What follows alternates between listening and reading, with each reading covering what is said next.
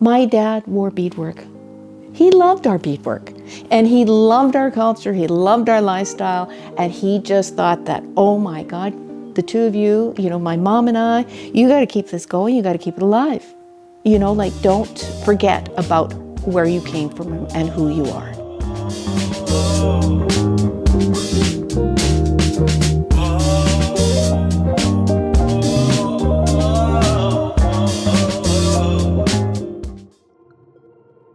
My name's Jennine Krauchi. I'm a Métis Beadwork artist. And that's another thing that's been very difficult for me to say, artist. Because I can say that probably in the last few years, because before that, none of my pieces were ever shown as art. It was just either clothing or in museums. But to actually have an art piece in an art gallery made me feel then it was like, yeah. People are taking it seriously as a real art. My dad was Dutch, and he was first generation born here, and my mom Métis, and grew up in the Interlake region in Minnewacan, really close to Lundar. My dad wore beadwork. He loved our beadwork, and he loved our culture, he loved our lifestyle, and he just thought that, oh my God, the two of you, my mom and I, you got to keep this going, you got to keep it alive. Don't forget about where you came from and who you are. And of course, my dad with beadwork. And as long as I can remember, there was always beadwork around. And my dad was always, he was always busy doing things and, making things and, and all of that. So, because he grew up with a mother that was from Holland. So she had taken design courses and sewed in France. So when she came here, she ended up being a single mom. And that's how she made her living after that, was sewing and sewing for other people. So that has always been a part of my life too, especially through my dad. My mom hated sewing, never liked sewing, but she did beadwork. I'm really inspired by the old style. I love it. I love the colors of the beads. And the beads were coming in from, well, some of them were made in Holland, France, but Murano, like the Venetian beads, yeah. And those were and there were certain bead colors that were sought after, like the little white hearts. And then the color of the beads and the look of the beads, it's like somebody had sort of like maybe butter or something on their hand, and they touched, the glass beads, and it looks like there's like a coating of, and they were called greasy colors, old time colors. It's just, yeah, but they had this sort of really muted sort of, I love those colors. And then I had access to the Manitoba Museum with Catherine Pettipaw, and I started looking at some of the old pieces of beadwork and looking in the archives upstairs and looking through the drawers and looking at this beautiful beadwork. It was just like, that was like finding these pieces, and we would have to do reproductions. And anybody that wants to, I always tell this to people, if you want to get involved with beadwork and really know about our beadwork and our past and all of that, take a piece that you really like, that's over 100 years old, or 150, and take that and replicate that. That piece is like, we call them our grandmothers now. And it's like, they teach you the techniques that were used by looking at them, by replicating them, because you have to look at every last little bit of whatever they did to that piece. So you're spending time with them, and they're speaking to you without even saying a word.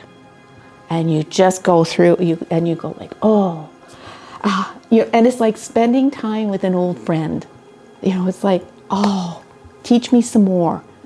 Teach me about the beads and the bead colors and where they came from and all of that. It was just kind of like, wow. What's sad about some of it is that the names aren't there. The women that made a lot of these pieces, it says on there maybe, you know, Swampy Cree, you know, Native woman, Indian woman. Their names aren't there, just their work. And, you know, and I think by looking at those pieces, studying, we honor those women. And I think of anything that, you know, I have, especially in the last fall, I have received awards for the work that I do. But it's not for the work that I do. It's to honor those women that came before us, that did this beautiful work, and sometimes in not great conditions, you know, where they lived. And it's also for the young people that are coming up, to show them that this is the direction that we have to go now. And also when I see all of these young people doing this, like, and being very creative and contemporary work, I just know now it will never die. It's never gonna die. It's just gonna keep on going again now. It's like, but yeah, it's those pieces, and it's those women that did those beautiful pieces, and I always look at them as being, they were the masters. They were like, you look at their beadwork and the sizes, the beads and everything that they used. It's just amazing what they did.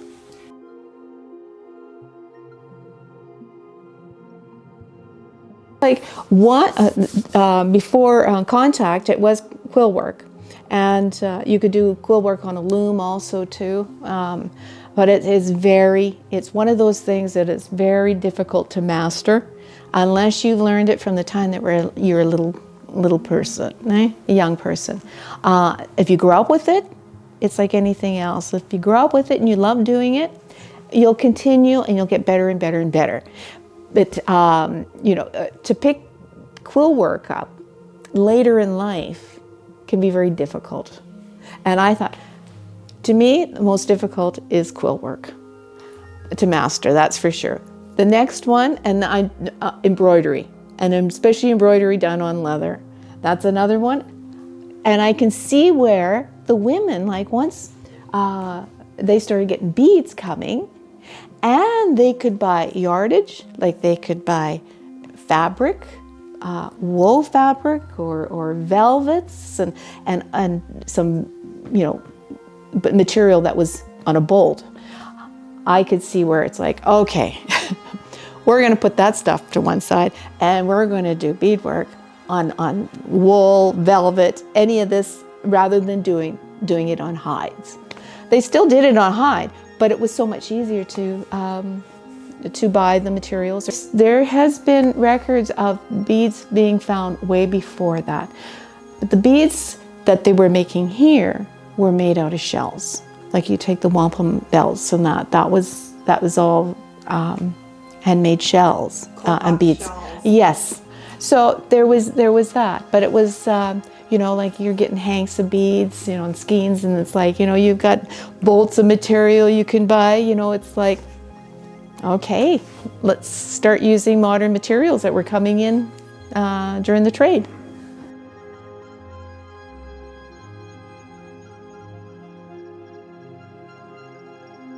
I draw all my pattern first, and I just draw it on white paper.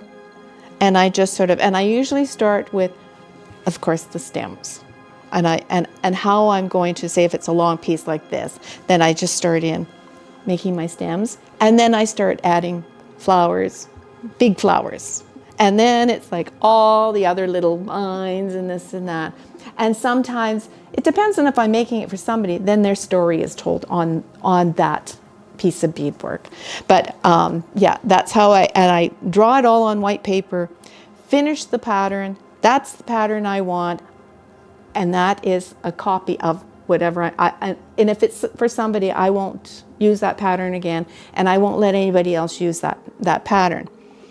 But once I got that all drawn, then I take carbon paper, and especially if I'm doing a jacket where it's the same on both sides, I take and I fold my brown paper together, and then I put the my finished pattern that I have there, and then I put my carbon paper in and I trace the whole thing.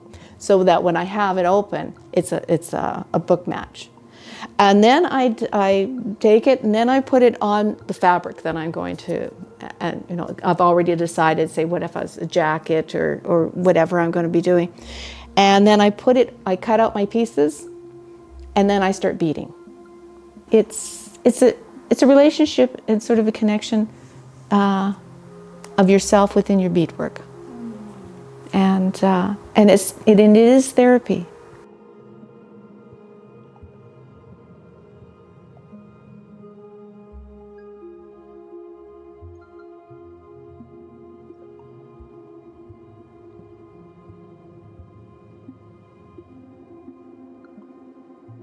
The biggest challenge was that octopus bag.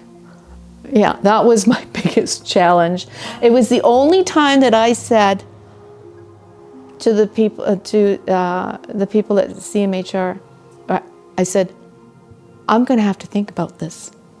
An octopus bag is actually a fire bag, and it's the men wore that, their sashes, and anything that they needed to start a fire, they would put in that little fire bag, and it's got tabs. It looks like almost like it's got 8 tabs, just like an octopus. But it must have been European then.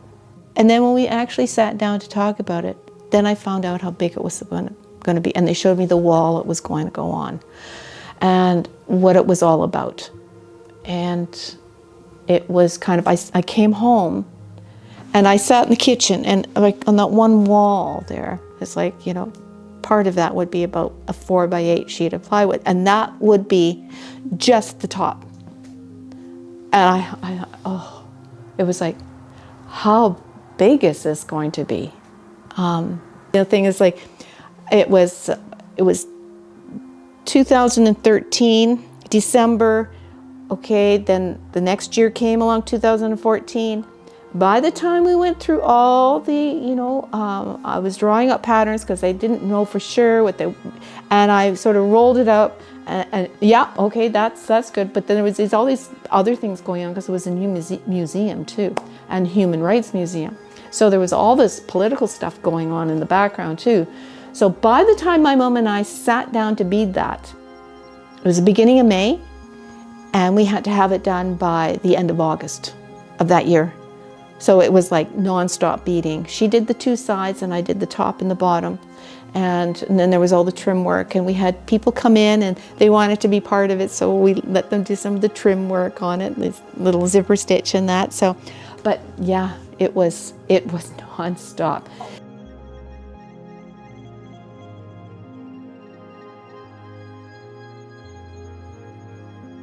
Yes, you know, I never started out ever thinking that it was going to be like this. Years, you know, like throughout the years, I just did what I did, and you know, and with the background that I had, and my dad sort of, especially after he passed away, to really instill in me that pass this on. And that's all, with workshops and all of that. At one time, you know, like I said, you could hardly fill a kitchen table. Now you can fill auditoriums and hundreds, thousands of people doing beadwork. No, it's taken a lot of people, you know, along the way to make it what it is now. But I'm so happy. I'm so overjoyed. I'm very lucky to see that, to be here still and see that, and to be able to pass, even now, pass things on, and having young people around me that want to learn. Oh, it's just, I guess it's just so rewarding. It's so, I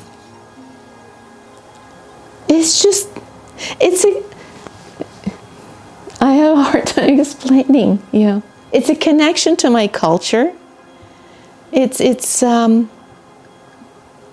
It's something I just have to do. Sometimes you just don't know what the next thing is going to be, which is actually a lot of fun too, because it's like, oh, and and beadwork has led me through a path that I never thought, and places I never thought I'd go. It's exciting, yeah, and to see exciting different things that they're doing, and and the contemporary pieces and that. No, it's like, oh, and just go for it.